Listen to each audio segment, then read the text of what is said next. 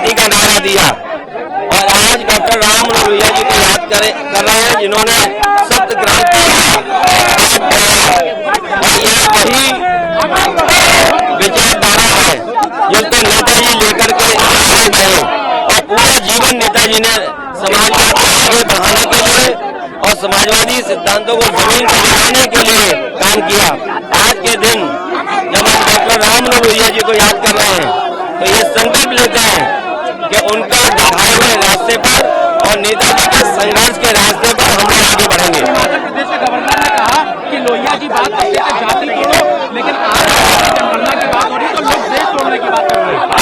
किसने भी कहा हो जाति तोड़ो, बाबा साहब भीमराव अम्बेडकर जी की भी कोशिश रही कि जाति व्यवस्था खत्म हो, जाति जनगणना से सामाजिक सद्भावना बढ़ेगी, जाति जनगणना से एक दूसरे से और करीब लाने का काम होगा और जो जातियां हमारी छूट गईं, जिनको अभी तक हक सम्मान नहीं मिला है और कभी कभी उन्हें लगता है कि अब आबादी में हम ज्यादा हैं और आबादी के हिसाब से उनको नहीं मिल पा रहा है, तो मैं समझता हूं कास्ट सेंसस, जाति जनगणना हमारे समाज को जोड़ेगा और जो व्यवस्था बाबा साहब भीमराव अम्बेडकर जी ने किया था कि जाति के हिसाब से आरक्षण दिया था, जातियों से पिछड़ापन है, जातियां पिछड़ी हैं, इसलिए जाति जनगणना हो जाएगी तो सभी जातियों को हक और सम्मान मिलेगा जो बाबा साहब भीमराव अम्बेडकर जी देना चाहते थे। आज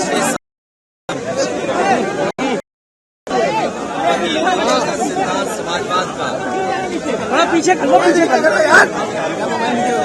आज भी प्रासंगिक है। देश की और समाज की तमाम समस्याओं का समाधान समाजवादी रास्ते से ही है। डॉक्टर राम मनोहर लोहिया के सिद्धांतों पे चलने वाले हम समाजवादी लोग और नेताजी ने जो संघर्ष का रास्ता दिखाया उसी रास्ते से समाजवाद और समाज की तमाम समस्याओं का समाधान होगा।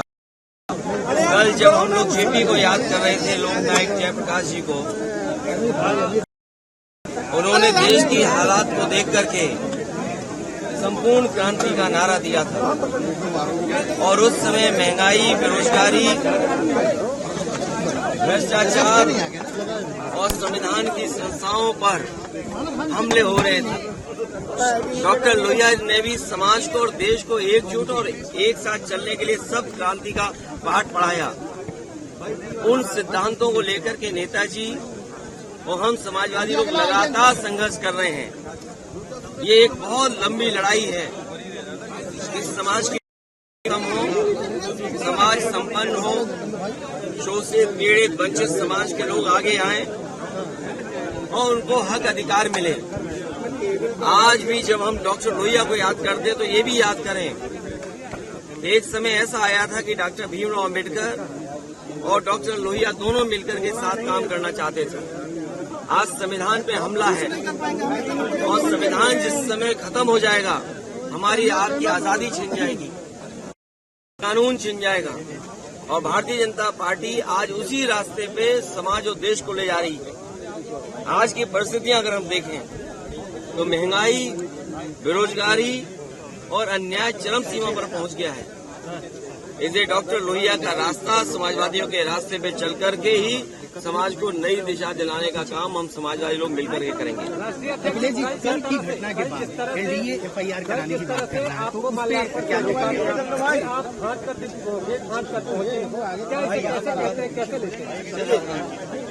ये तमाम संस्थाएं जहां हम खड़े हैं, डॉक्टर राम मनोहर लोहिया जी का पार्क है और पुराने साथियों को याद होगा कि नेताजी से लेकर के उस समय के समाजवादी लोग यहाँ पर आए थे और इस पार्क का शुरुआत और जेपी राय सिंह का शिलान्यास हुआ था।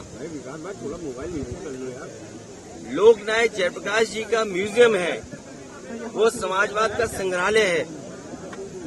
सवाल तो आपको ये पूछना चाहिए सरकार से कि किस कारण वो समाजवादियों का संग्रहालय का पूरा नष्ट कर दिया उन्होंने।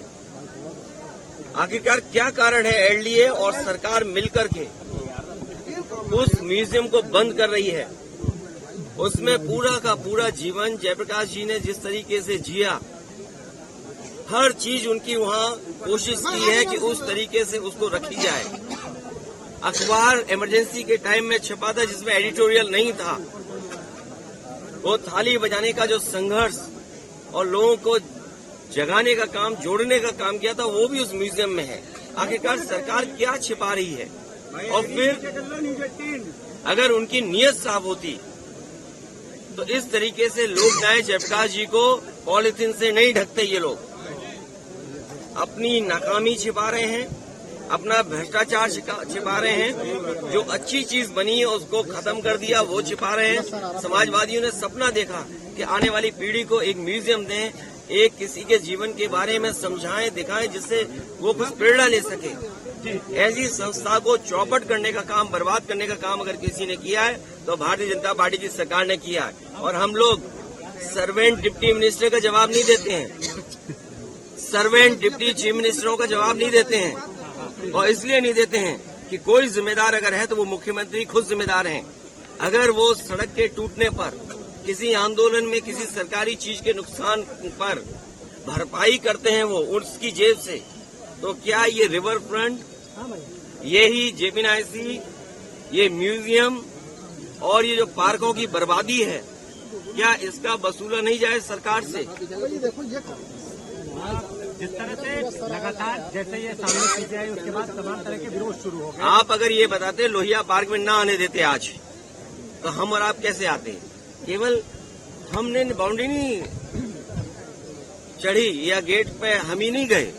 हम अपने पत्रकार साथियों से कहेंगे कि मैं आपका भी धन्यवाद देता हूँ कि आप भी लांग गए उसको, आप भी छलांग मार गए। तो अगर एफआईआर हम पे होगी तो तैयार आप भी रहो, एफआईआर आप पर भी होगी।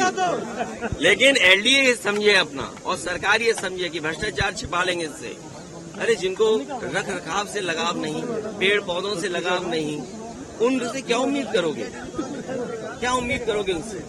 और फिर सरकार कौन है? सरकार कौन है? ये सर्वेंट डिप्टी चीफ मिनिस्टर का जवाब देंगे हम लोग क्या, जिन्होंने अस्पतालों का सत्यानाश कर दिया? आप अभी चलिए लोहिया अस्पताल, अभी चलिए सिविल हॉस्पिटल, अभी चाहिए कैसी अस्पताल में अगर एक भी गरीब का सरकारी अस्पताल में इलाज हो रहा हो तो बता दें। आज मैं जाऊंगा रसूलाबाद, समाजवादियों ने जो सीएससी में लिफ्ट लगाई थी, मैं आज चेक करूंगा कि वो लिफ्ट चलती है कि नहीं चलती है।